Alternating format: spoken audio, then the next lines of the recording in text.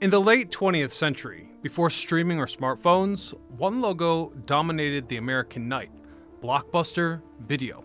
The idea was deceptively simple.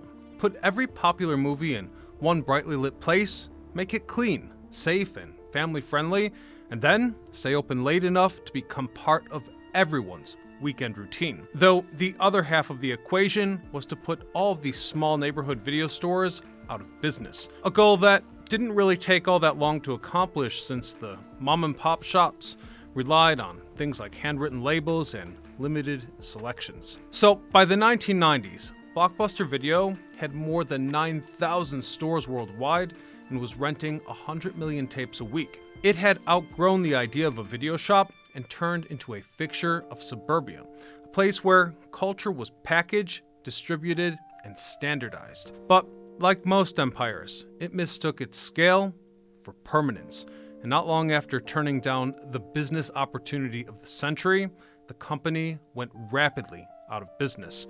So, how could one of the largest corporations in America disappear so fast, and what, if anything, remains of Blockbuster's former physical locations? Well, spoiler alert, some of them have been outright abandoned. This is the rise and fall of Blockbuster Video. I'm your host, Ryan Socash, and you're watching It's History. Our story begins in Dallas, Texas in 1985, when software developer David Cook, who had previously been managing inventory systems for the oil industry, saw a new business opportunity in a different kind of commodity: videotapes. At the time, renting movies was messy. Independent stores carried only a few dozen titles, and records were kept by hand, not to mention the fact that each film might have had just one or two copies. Hence, in that context, Cook believed that he could automate the process, and so he went right to work. His first Blockbuster store opened with a barcode catalog system and a database that tracked every tape. It looked nothing like the dim rental corners that had come before. The aisles were wide, the shelves color-coded, and the lighting was bright enough to rival a supermarket. Considering it didn't take long for investors to notice. One of them, Wayne Huizinga, who made Built Waste Management into a national chain, recognized that the secret wasn't just the movies, it was the franchise model. Within 3 years, and thanks to his support, Blockbuster expanded into 100 stores.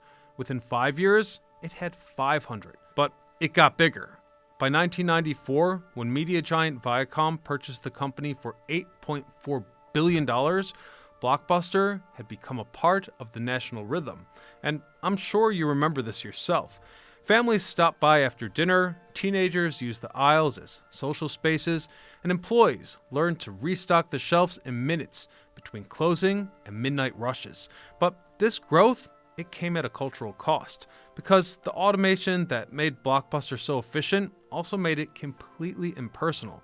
Each store looked identical, from Miami to Minneapolis. Remember, before Blockbuster, the video rental business was just a patchwork of mom-and-pop shops, tiny storefronts that reflected the taste of their owners.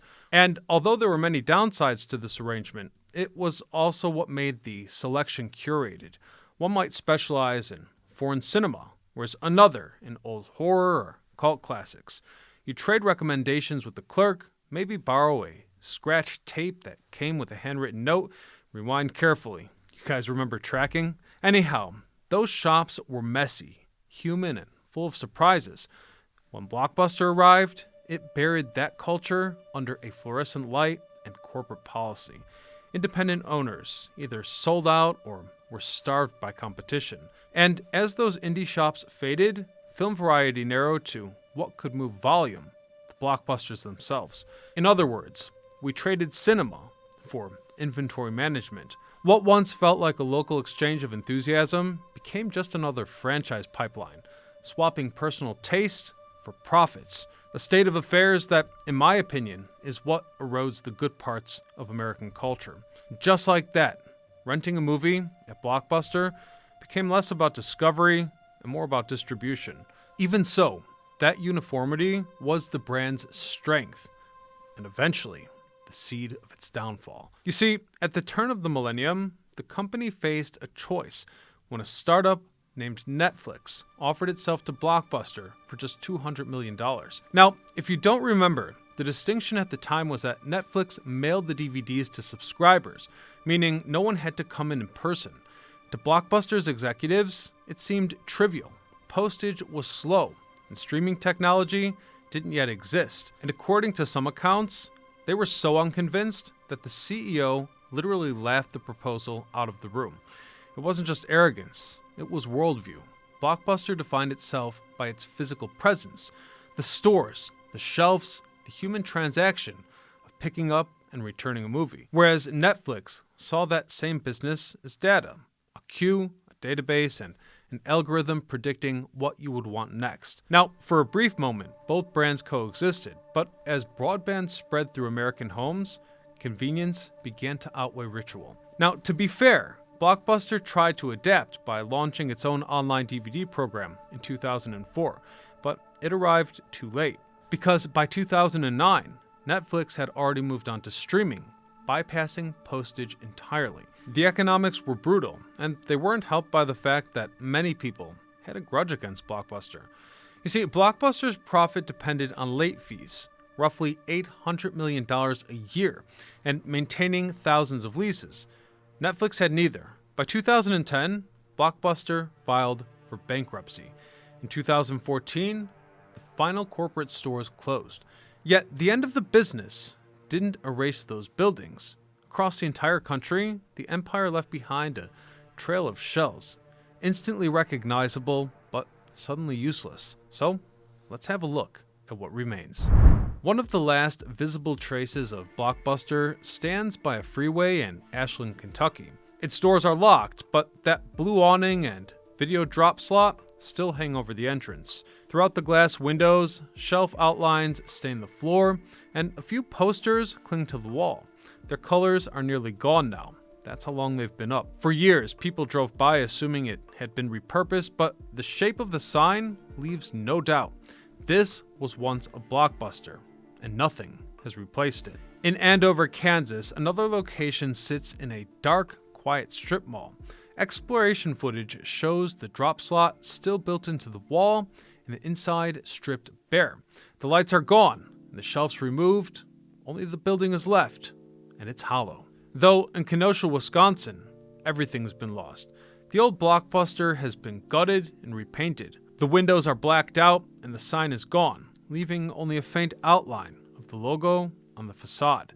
There's nothing to indicate what once was. Like many abandoned storefronts, it wasn't preserved. It was totally erased. And I'd like to add that this state of an abandoned Blockbuster is common across the country. Now, across the border in Owen Sound, Ontario, the story flips. The Blockbuster there closed in 2011, yet the building remains intact. The sign is still bolted to the front, and the facade hasn't been altered. Locals say it looks the same as the day it closed, locked but untouched. In doing nothing, the owners accidentally turned it into one of the best preserved Blockbusters anywhere. But not every store is gone. In Bend, Oregon, one Blockbuster is still open, and it's the last in the world. When corporate operations collapsed, Dish Network took ownership of the brand and ended new franchise license. And surprisingly, the Bend store struck a direct deal to keep its name. Inside is a snapshot of 1999. Metal racks, aisles of DVDs, handwritten staff pics, and shelves lined with candy. This store now survives on a mix of rentals and tourism. Most visitors come in to buy shirts and souvenirs, knowing that they're standing in the final store of its kind. And that's the story of America's abandoned Blockbuster video stores.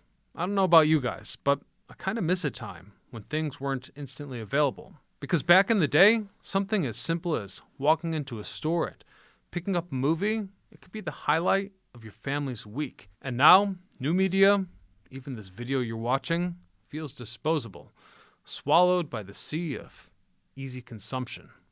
Easy, cheap consumption, I should say. All right, I think we'll leave it there for today. If you guys heard something moving around, it was my teacup. Until next time, this is Ryan Socash, signing off.